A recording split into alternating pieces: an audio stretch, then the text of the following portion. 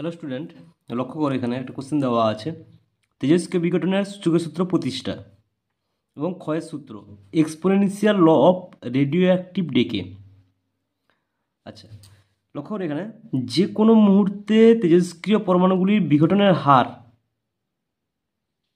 ওই মুহূর্তে অবশিষ্ট অক্ষত পরমাণুগুলির মোট সংখ্যার সমানুপাতিক। মানে কি বলেছে, ডিএন বাই ডিটি, এটা হচ্ছে বিঘটনের হার, ভেরিয়েশন হচ্ছে অক্ষত অবশিষ্ট অক্ষত পরমাণু সংখ্যা এন। তাহলে এটাই হচ্ছে কি সূচক সূত্রের গাণিতিক রূপ। তাহলে যে কোনো মুহূর্তে ডিএন বাই ডিটি অর্থাৎ পরমাণুগুলির বিঘটনের হার ডিএন বাই ডিটিকে বিঘটনের হার বলা হচ্ছে, ভেরিয়েশন কি সমানুপাতিক কার, অবশিষ্ট অক্ষত পরমাণু সংখ্যা সমানুপাতিক। আচ্ছা, চলে আসবো নেক্সটে আমরা এই সূত্রটা প্রতিষ্ঠা করব যে exponential law of radioactive decay. First suppose মনে করো যে T1 সমান 0, একবারে প্রাথমিক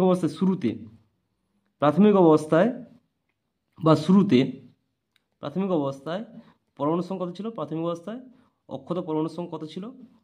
অক্ষত পরমাণু সংখ্যা সাপোজ মনে করো n, এবং কিছু সময় পর মানে T2 সমান টি, কিছু সময় পর বা টি সময় পর অবশিষ্ট অক্ষত পরমাণু সংখ্যা কত হবে? ধর টি সময় বিঘটিত হওয়ার টি সময় পর অবশিষ্ট অক্ষত পরমাণু সংখ্যা কী হবে? অবশিষ্ট অক্ষত পরমাণু সংখ্যা সাপোজ n। আচ্ছা, প্রাথমিক অবস্থায় অক্ষত পরমাণু সংখ্যা n0 ধরে নেব, n0, এবং T2 সমান টি অবশিষ্ট অক্ষত পরমাণু সংখ্যা হচ্ছে n। ওকে, এবার লক্ষ্য করো এখানে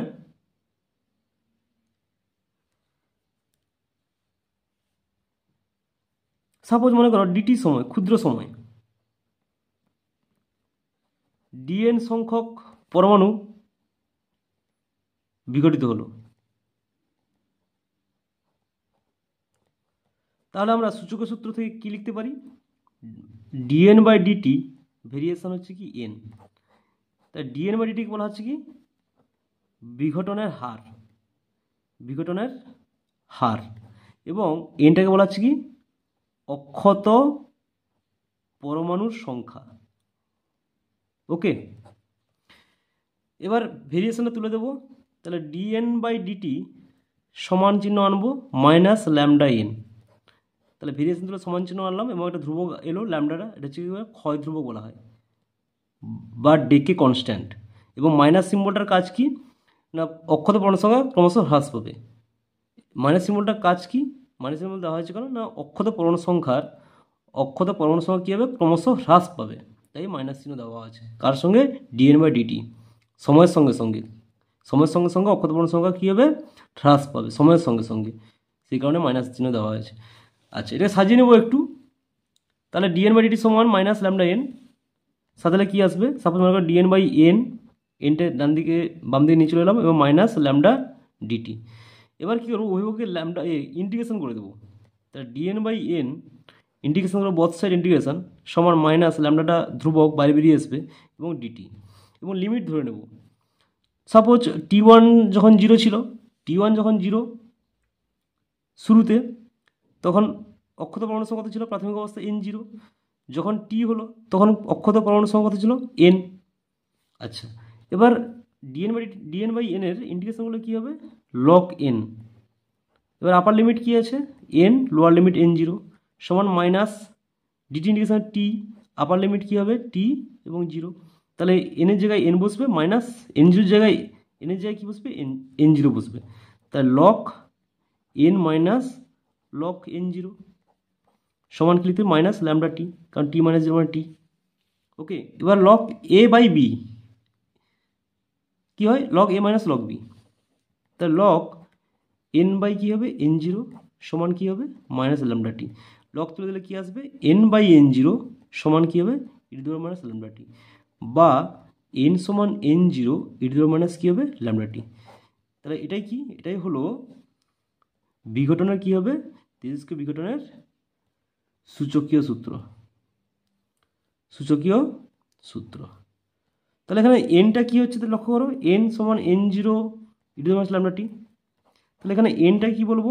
এনটা হচ্ছে কি অবশিষ্ট অক্ষত পরমাণু সংখ্যা, N0টা হচ্ছে কি প্রাথমিক অবস্থার পরমাণু সংখ্যা, ল্যামডাটা কি ক্ষয় ধ্রুবক এবং টিটা কি সময়, এবং এক্সপোনেনশিয়াল মানে সূচকীয় হারে কিন্তু কি হবে হ্রাস পাবে।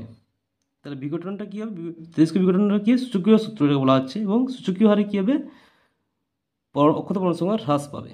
ওকে, এটা খুব ইম্পর্ট্যান্ট, এখানে ম্যাথ প্রমাণও আসে এবং ম্যাথও আসে এখান থেকে। নেক্সট চলে আসবো গ্রাফে, রেডিও অ্যাক্টিভ ডেকে। গ্রাফে চলে আসবো এন ভার্সাস টি। আচ্ছা, তাহলে এটা লক্ষ্য করো এই গ্রাফটা কার সঙ্গে ম্যাচ করবে, এন সমান N0 e⁻ λt, এটা হচ্ছে সূচকীয় সূত্র। তাহলে এক্সপোনেনশিয়াল ল, এটা কার সূত্র, সূচকীয় সূত্র, তেজস্ক্রিয় বিঘটনের সূচকীয় সূত্র, n সমান N0 e⁻ λt, এখানে দ্বারা আছে। তাহলে সূচকীয় হারে হ্রাস পাবে অক্ষত পরমাণু সংখ্যা। তাহলে 1 নম্বরে চলে আসি, একটু ওই গ্রাফ নিয়ে একটু আলোচনা করব। যে ফার্স্ট লক্ষ্য করো যে তেজস্ক্রিয় বিঘটনটা কি অসীম সময় ধরে হবে, অসীম সময় ধরে তেজস্ক্রিয় বিঘটনটা হবে। ওকে, এবং অসীম সময় মানে এই বিঘটনের হারটা অনেক সময় লাগবে শেষ হতে। 2 নম্বর, সময়ের সঙ্গে সঙ্গে কি হবে, সূচকীয় হারে পরমাণু সংখ্যা কী হবে, অক্ষত পরমাণু সংখ্যা হ্রাস পাবে। তাহলে সময়ের সঙ্গে সঙ্গে অক্ষত পরমাণু সংখ্যা কী হবে, সংখ্যা হ্রাস পাবে। এবং 3 নম্বর লক্ষ্য করো, বিঘটনের হারটা প্রাথমিক অবস্থায় দ্রুত বৃদ্ধি পাবে এবং পরে সেটা বিঘটনের হারটা কমে যাবে। তাহলে প্রাথমিক অবস্থা থেকে প্রাথমিক অবস্থায় বিঘটনের হার দ্রুত বৃদ্ধি পাবে এবং পরে সেটা কি হবে, হারটা কি হবে ক্রমশ কম হবে। 4 নম্বর পয়েন্টে হচ্ছে টি সময় পর, অর্থাৎ টি সময়টা এখানে বড় টিটা হচ্ছে অর্ধায়ু। তাহলে এখানে অর্ধায়ু টি দেওয়া আছে, ফার্স্ট অর্ধায়ু, সেকেন্ড অর্ধায়ু, থার্ড অর্ধায়ু, ফোর্থ অর্ধায়ু, 4টি। তাহলে অর্ধায়ু আমরা পরে পড়বো, তাও একটু জেনে নিচ্ছি এখান থেকে যে অর্ধায়ু বলতে কি অর্ধেক পরমাণু সংখ্যা, যে সময়ের পর পরমাণু সংখ্যা অর্ধেক হয়ে যাবে। সাপোজ মনে করো এখানে N0 আছে, তাহলে 0 সময়ে শুরুতে N0 প্রাথমিক অবস্থায় পরমাণু সংখ্যা হচ্ছে N0। যখন ফার্স্ট অর্ধায়ু হলো তাহলে পরমাণু সংখ্যা কিছু অর্ধেক হয়ে গেল, প্রাথমিক সংখ্যার অর্ধেক মানে N0/2 ফার্স্ট। সেকেন্ড অর্ধায়ু লক্ষ্য করো, N0/2 ছিল, এর অর্ধেক হয়ে যাবে, তাহলে N0/4 সেকেন্ডে। থার্ডে কত হবে, N0/4 এর অর্ধেক হয়ে যাবে, তাহলে N0/8 হবে। এখানে কত হবে, N0/8। ওকে, তাহলে এইভাবে টি সময় পর কি হবে, প্রাথমিক পরমাণু সংখ্যা মানে N0 কি হবে অর্ধেক হয়ে আসবে। N0 ছিল N0/2 হয়ে যাবে টি সময়, 2T সময় কত N0/4 হয়ে যাবে, 3T সময় কত হবে N0/8 হয়ে যাবে। তাহলে এইভাবে ক্রমশ হ্রাস পেতে থাকবে এবং অসীম সময় ধরে চলতে থাকবে এই বিঘটনটা। এবং 5 নম্বর যেটা আসবো, এটা সূচকীয় হারে ঘটনা ঘটবে, সূচকীয় হারে বিঘটনটা ঘটবে।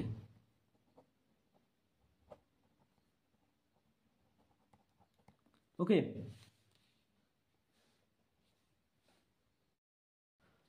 নেক্সট চলে আসবো অর্ধায়ু বা হাফ লাইফ। সাপোজ মনে করো এখানে N0 প্রাথমিক অবস্থায় পরমাণু সংখ্যা, টি সমান বড় টি, তাহলে টি সমান যখন বড় টি হবে তাহলে বড় টি সময়ে অবশিষ্ট অক্ষত পরমাণু সংখ্যা কী হবে, অবশিষ্ট অক্ষত পরমাণু সংখ্যা n সমান কী হবে N0/2, প্রাথমিক পরমাণু সংখ্যা অর্ধেক হয়ে যাবে। তাহলে যে সময়ে টি সমান টি বড় টি, তাহলে যে সময়ে অবশিষ্ট অক্ষত পরমাণু সংখ্যা N0/2 প্রাথমিক পরমাণু সংখ্যার অর্ধেক হবে, যে সময়ে অবশিষ্ট অক্ষত পরমাণু সংখ্যা প্রাথমিক পরমাণু সংখ্যা কি N0/2 প্রাথমিক পরমাণু সংখ্যার অর্ধেক হবে, সেই সময়টাকে বলা হচ্ছে কি অর্ধায়ু বা হাফ লাইফ। এই বড়টাকে বলা হচ্ছে অর্ধায়ু বা হাফ লাইফ। ওকে, এবার আমরা রিলেশন চলে আসবো টি অর্ধায়ু এবং ল্যামডা হচ্ছে ক্ষয় ধ্রুবক, টি ও ল্যামডার রিলেশন। তাহলে আমরা সূচকের সূত্রে কী পেয়েছিলাম, এন সমান n zero e to the minus lambda t, এটা পেয়েছিলাম আমরা। ওকে, এবার আমরা কি লিখবো এখানে, এনটা হচ্ছে অক্ষত অবশিষ্ট অক্ষত পরমাণু সংখ্যা, এন জিরো হচ্ছে প্রাথমিক অবস্থা পরমাণু সংখ্যা, ল্যামডা হচ্ছে ক্ষয় ধ্রুবক, টিটা হচ্ছে সময়। তাহলে ছোটোটি যখন বড়টি হবে, ছোটোটি সমান বড়টি, তখন এন কী হবে, এন জিরো বাই টু। তাহলে আমরা এখানে বসিয়ে দেবো এন জিরো বাই টুতে, এনেতে এন জিরো বাই টু বসাবো, এন জিরো থাকবে, ই টু দ্য মাইনাস কী হবে, ল্যামডা বড়টি সমান কি লিখতে পারি, তাহলে এন জিরো কেটে গেলে কী হবে, half E to the power minus lambda বড়টি, বা ই to the power lambda t সমান কি লিখতে পারি, টু। আচ্ছা, লগ নিয়ে নেব, তাহলে লগ নিলে কী হবে, ল্যামডা টি সমান লগ টু, বা টি সমান কী হবে, লগ টু বাই ল্যামডা, বা টি সমান কী হবে 0.693 বাই কী হবে, ল্যামডা। তাহলে এটাই হচ্ছে কি